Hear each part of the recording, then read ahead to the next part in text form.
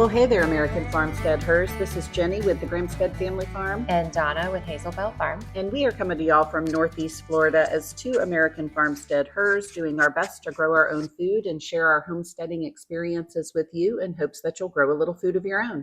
Yep. And this week we are coming to you guys after having visited Scrubfest Homegrown over at Scrubland Farms Nursery in Fort McCoy. We've talked about him plenty of times before. Yep. We had Sam on recently. He came on and talked fruit trees. Yes. And so we went out and we talked with some friendly, smiling faces and got some good snippets that we want to share with you guys today. Yep.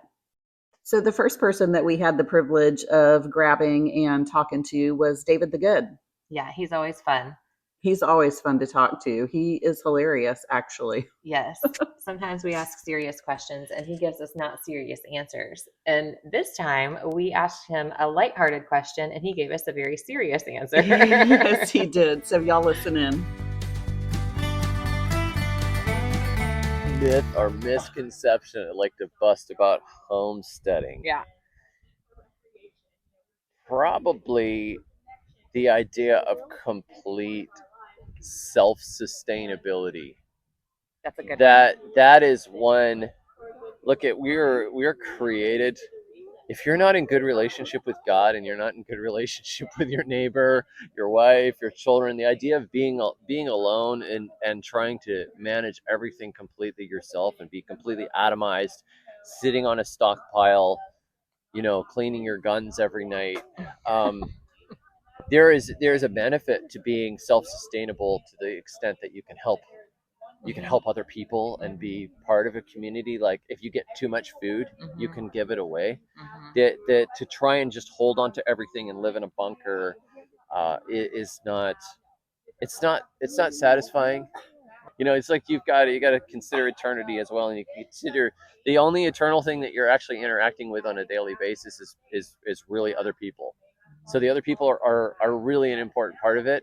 And if you get lost without having those relationships and without loving other people and trying to lead them closer to God and be, you got to be open-handed to a certain extent.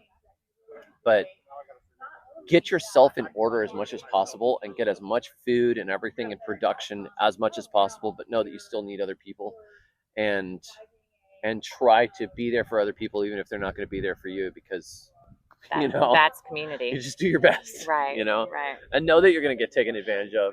People are going to rip you off and that sort of thing and say, hey, that's not my problem. Right. I did what I was supposed to do. That's on you. Right. Yeah. That's on you. Yeah.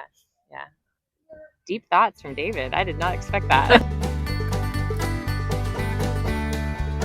Some other folks that we have had the privilege of getting to know recently are Drew and Harvest over at Sunrise Harvest Mushrooms. They're so fun. Yes, they are. They are so lighthearted and they're just genuinely happy and they love what they do. Yeah, and they're so full of knowledge too. Yes, they really are. So they have found their niche and they're nailing it. So they are also going to be at the American Farmstead Convention on May 31st. And on June 1st, they are going to host a hands-on mushroom growing class. Yes. So if you're going to be there, you might want to check them out. Yep. Tickets are going fast. So listen into what they had to say. We are talking to Sunrise Harvest here at Scrubfest Homegrown, and we have a question for you guys. All right. That is, if you could only grow or raise 3 things on your homestead, what would they be and why? I'll go 1, sun hemp. Sun hemp. Mushrooms, of course. Purple sweet potatoes. Ooh, that's a good one. Okay, tell us a little bit about the sun hemp. So the sun hemp it's got so many uses. You can feed your livestock. You can grow mushrooms on it that we just discovered about 2 months ago. And it fixes nitrogen in the soil. It grows 8 feet tall. You can hide from your neighbors. I mean, I could go on and on. And the pollinators love it. And Yeah. the pollinators love it. It's Beautiful.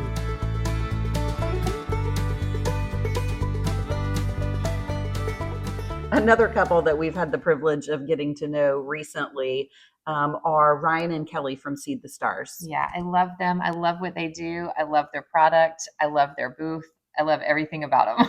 I know. And I really think, like, what they're doing with their seed company, I think it's really helping a lot of people grow food successfully in Florida. Like, Yeah. I really feel like they're making an impact. Right. Yep. A difference for sure. Yep. So their whole thing is they only steward seeds that are regionally appropriate and locally adapted. So we're going to listen in to, we had a few questions for them at first, which were super fun to hear their answers. They're fun to talk to. So y'all listen in. One homestead skill that you want to learn. Preserving food, like a lot of food. Okay. So I just did a like intro canning class, but really like taking that on so we can preserve more of the food we grow. Cool. So last year I missed part of the chicken processing class that I think Jenny led, and I saw it from afar but didn't see it close enough. And that's something that now that I eat meat once again, I need to take that responsibility on for myself. So I'd love to learn how to process a bird. So an effect that we might find after we have successfully grown regionally appropriate seeds and turn them into locally adapted seeds, you might notice that they grow better. They are going to germinate better. They're going to have more vigor, more higher yields. You want to plant Seminole pumpkins? Don't tell your Seminole pumpkins. If they know, they won't grow. Whereas volunteers that are in compost piles, or maybe you forgot about a pumpkin rolling around the back of the field. Wow, there are pumpkins there now this year, and they grew better than last year. Why is that? Well, they've already went through the seasonal stressors. They've already passed the test of the local environment. And sometimes if you don't touch it, plants do better. Sometimes people plant seeds a little bit too deep, and nature plants seeds right on top of the soil where they belong. So all these factors are coming into play. Seeds plant themselves just fine. They need to be the right varieties in the right place at the right time. So why does this matter? Why are we talking about local seeds in the Southeast, in our bioregion, our local Southeast region? Well, Florida in particular needs all of us, gardeners, educators, neighbors, parents. We're all making an impact every time we save a seed locally and then pass it along to somebody else. Every generation counts, and it certainly gets better every time we do it.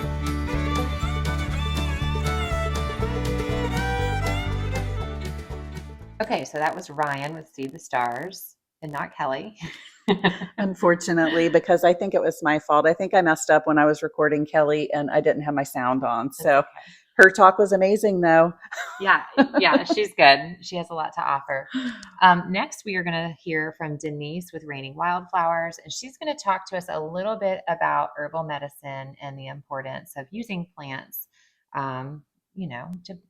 Our medicine is our food. Our food is our medicine, right? That's right. Okay. One of the main themes of what he wrote about said, let food be thy medicine and medicine be thy food. And so he wasn't thinking in terms of, well, like today when we think about medicine, a lot of times we think about a drug. The Dutch word for drug is actually plant. So, we're talking about plants. And in fact, about 70% of all of the pharmaceuticals made have Mother Nature as a source. They've got either plant or fungal origins. But what the pharmaceutical industry did was distill that one component and said, this is the magic bullet, and this is what we need to use in order to make our medicine and sell it. And so then they would synthesize it and sell it. But plants are very different from just that one component. They have multiple components that work together, and those components, we don't even know what all of them are or how they work together. All right. So we had the pleasure of sitting down and talking with Shanias from Soul Cup. She was a vendor at the event, but also was a speaker. And we went around to her vendor booth and got to ask her some questions, and also got the pleasure of hearing her speak about building immunity and all the different ways that you can better your gut health and all that jazz. So y'all listen in. Yeah, she's got some great tips. Homestead skill you would like to learn? Oh my gosh. I know, on the spot. On the spot. Oh, Haley. Oh, I would say, well, homestead, like I've never kept bees, and I would love to learn how to keep bees. Other things that you can take for the gut, apple cider vinegar, of course, really helps with digestion. One thing that I notice is that people consume a lot of liquids while they're eating food, and you can't digest your food if you're drinking liquids with your meal. So a couple ounces of water is all you should be consuming with your food, because you need high acid in your stomach, not only to start protein digestion, but also when your stomach contents dump into your small intestine, having an acidic environment will stimulate the release of the pancreatic enzymes, all the digestive enzymes and things like that, so that you can further digest your food. If you're not digesting your food, it is impossible to establish health and immunity. Other things, so like if you're having some heartburn or having trouble digesting high protein foods, apple cider vinegar works great. There's also demulcent herbs like marshmallow root, licorice root, slippery elm. They're really soothing, not only for the stomach, but for the whole digestive tract. Digestive bitters, which could look like chicory, dandelion, gentian, that would stimulate, if you take digestive bitters before you eat, that will stimulate the cascade of all of the different secretions and the digestive enzymes that need to be released. All right, the next thing I want to talk about is the liver. So people think about the liver as just this organ that will kind of remove toxins, but the liver is an immune organ. So not only does it help to screen pathogens, it's got different phagocytic cells that will kill bacteria that comes in from the digestive tract, because the blood goes directly from the digestive tract to the liver. But it also is important to filter the blood and the lymph, and it also stores vitamins. It converts vitamins to their active forms. It puts together peptides, which are needed for all the immune cells. It creates cofactors, because we need cofactors to regulate all the enzymes in our body that create life, metabolic health, wellness, immunity. So the liver is really important. I like to support my liver. So I don't think about liver supporting herbs as being just for a detox, because we're exposed to a ton of chemicals nowadays. Like, even if we're trying to live an all organic life, it's almost impossible, because we've got the air, we've got things being sprayed in our air, we've got microplastics, So I like to consume certain teas. I really like to do burdock and chicory teas, like at least once a day. I like to take milk thistle. Milk thistle seed extract is amazing. I mean, you can literally eat a poisonous mushroom and take milk thistle and live.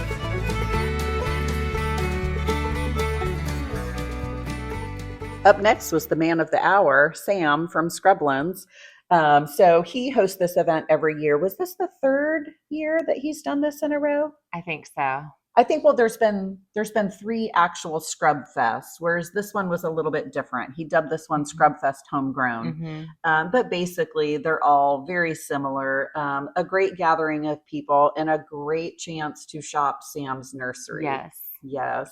If you are anywhere in the Northeast Florida, North Central Florida area and have the opportunity, go over and meet Sam, shop his nursery, ask the questions, tell him what you're looking for, and he will plug you in to exactly what you need. And I was surprised that we had the pleasure to steal him away for a minute. I know, from he's the always, crowd and he's the always so busyness. busy. Yeah.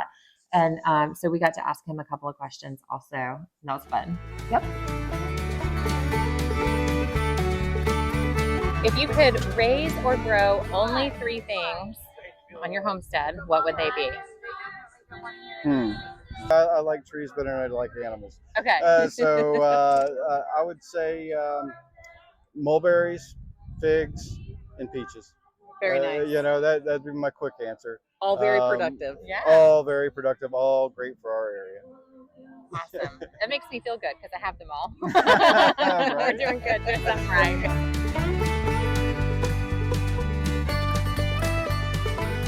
Next up, we had Shanna Alverson from Food Over Pharma. She's a treat. Yes, she is. She's super fun to talk to, and always ready to talk. Yes. Has lots to say, that girl. And she would tell you that. So yeah, she's Food Over Pharma. She also has a business where she makes these really cool homemade planters. They're very pretty. They are very pretty. I actually bought a plant stand from her. Yeah. So she's a cool chick, and has lots of great things to say about gut health and why organic's important. Yeah, so here is a sneak peek of what you can expect on day 2 of convention. We have Shanna coming to give her food over pharma talk. So here's just a little bit. Yes. If you're eating a food with a preservative in it, you are ingesting that antimicrobial agent, and it's going to work that way in your body. It's going to start to kill off your microbiome. In the same way, if you're eating conventionally raised foods that have been sprayed for glyphosate, not just to kill the weeds, they are actually spraying it on the crops now.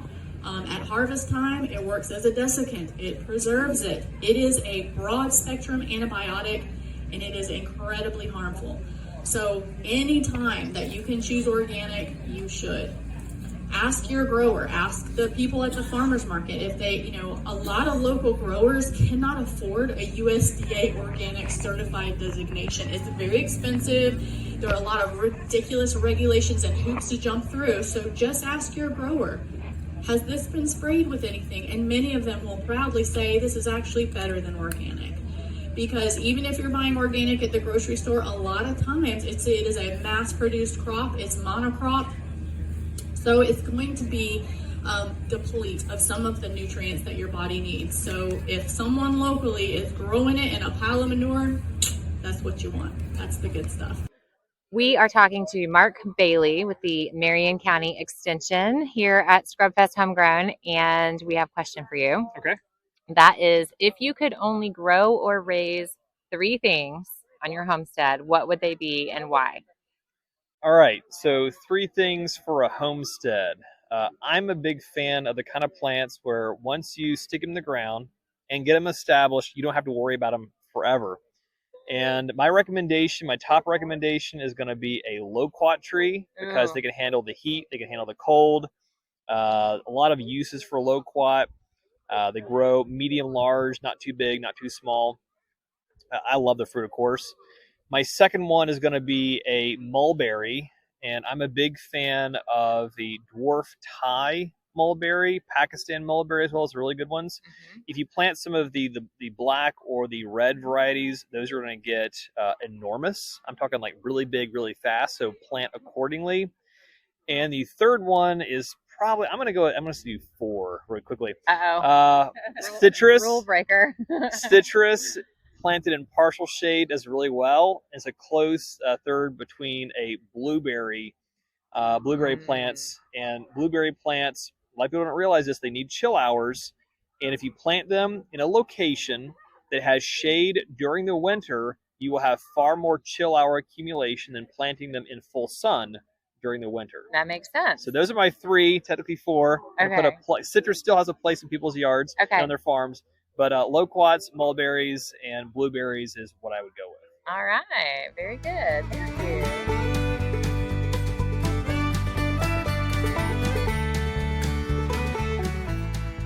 All right. That was Mark Bailey there from the Marion County Extension Office. And I tell you what, that guy is a wealth of knowledge. He's got so much up in that noggin. He really does. I know. But I mean, we sat and talked to him for a while, and it wasn't all recorded, but all of those studies that he's doing, like on the citrus screening with the different varieties and the different growing conditions, that was really eye-opening.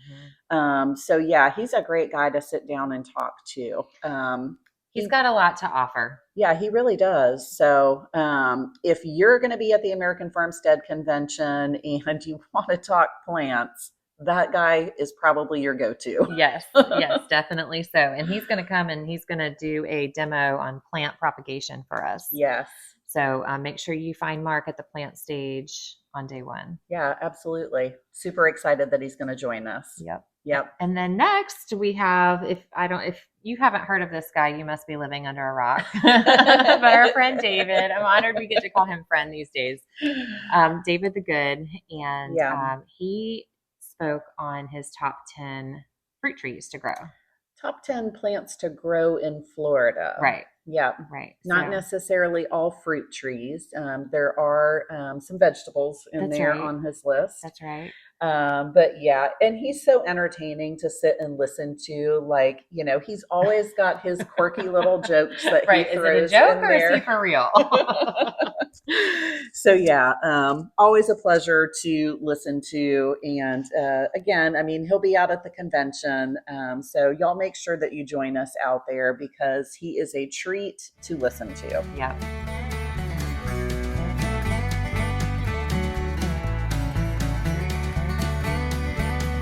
This is not just annuals, it's not just perennials, it's just an overall list. So these are my favorite food plants. And if you were to plant these food plants, you would have success in Florida and you would have consistent food.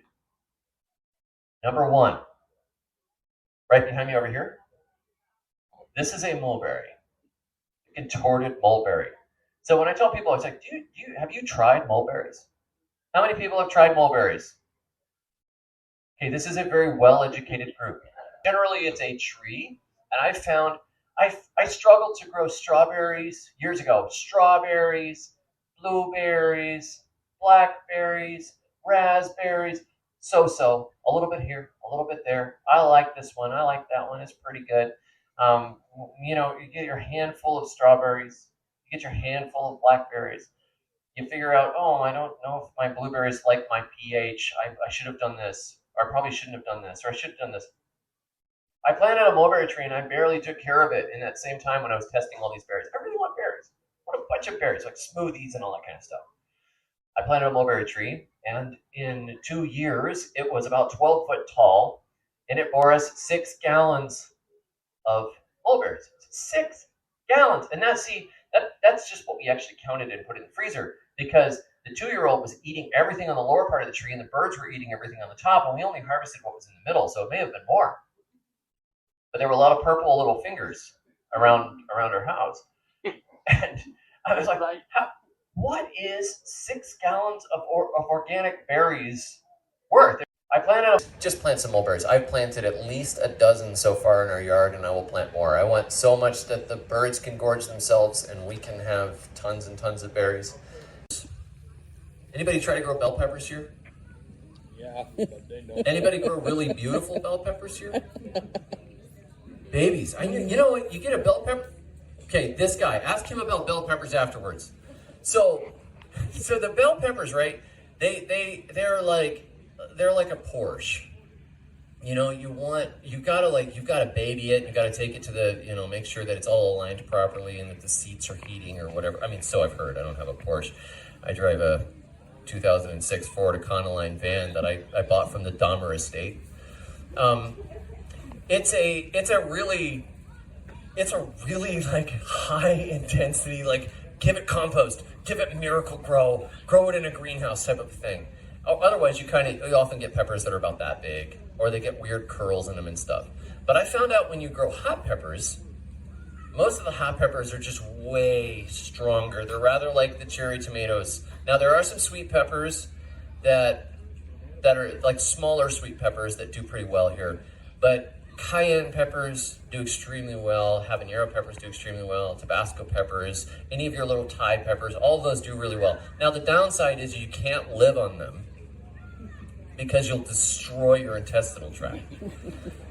But the next one, cherry tomatoes.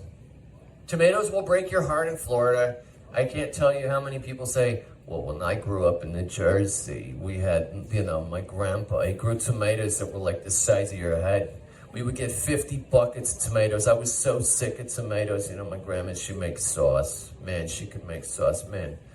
And then you're like, but I moved down here and you know what happened? Man, everything was like, they're terrible. It's like it gets hot and then they get busted and then like the things come and eat them and there's garbage and I hate it. You can't grow nothing in Florida. Well, it's not really that well adapted to tomatoes down here. It's too cold, and then suddenly it's too hot. And then it pours rain after it'll be dry for 2 or 3 weeks. And the tomatoes finally starting to look pretty good. It's like, hey, it's a little wilty, and then it'll pour rain and you'll get 12 inches in 1 weekend. And all the tomatoes split and they rot and they die and you're miserable and you hate it. And the only thing you ever really wanted to do was grow tomatoes and you rethink your entire life. Why did I move to the free state of Florida? You gotta be hard to live in Florida.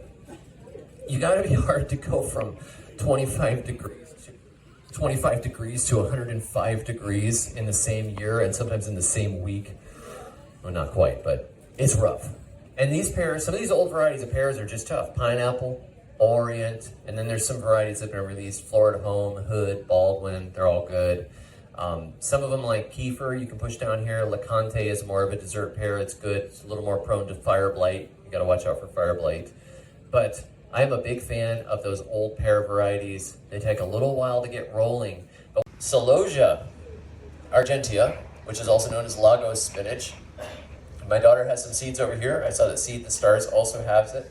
And the amaranths and the celosias, they're in the same family. They're both really easy to grow. They tend to self-seed and come back. If you look at some of my nursery pots, there are little purple amaranths that have self-seeded in there. Anything that grows back and grows itself like a weed, I like. It means that I don't have to plant it again. And often when something self-sows, it grows better than anything that I planted. I've had it happen where I've planted something and it's got about this big and it didn't look very good and then it died. And the next year it had managed to kick some seeds out. The next year I've got plants this big that self-seeded. They didn't get transplanted, they didn't get cared for, they just grew themselves. And that's often the best plants. And I found that Celosia argentea, also known as Lagos spinach, it's a good cooked green. The amaranths are cooked greens too. All right, so that in a nutshell was Scrubfest Homegrown 2025. 2025. You know what? And honestly, I feel like it was like one of the better Scrubfests that we've been to. It was my favorite so far. I mean, they've all been good, but I really feel like we got out of our comfort zone and we really got to walk around. And maybe that's why we went and spoke to people more. Like that whole community aspect we're always drumming on. Like, yes, it really is important. It really is important. And, you know, Scrubfest is a great way to tap into that local food growing community. You know, it's just like, you know, with Seed the Stars, with their regionally appropriate, locally adapted. That's what it is. Yeah. You know, anything that you're going to find in his nursery is going to be just that. Right. So it's a great resource. We love Scrubfest. Yeah, we love Scrubfest. Sam, Shannon, the whole gang there. Yes. You guys are so great. Thank you for having us. Yes, it's always a pleasure. It is. Yep. So yeah, I think there's another Scrubfest coming up this year. Actually, I think it might be in October, maybe. Yeah. So I'm sure we'll be going again. I'm sure it's not our last trip to Sam's. Oh no. All right, y'all. Well, it was fun. We hoped y'all enjoyed Scrubfest Homegrown in a nutshell. Yep. Until next time. Later. Bye.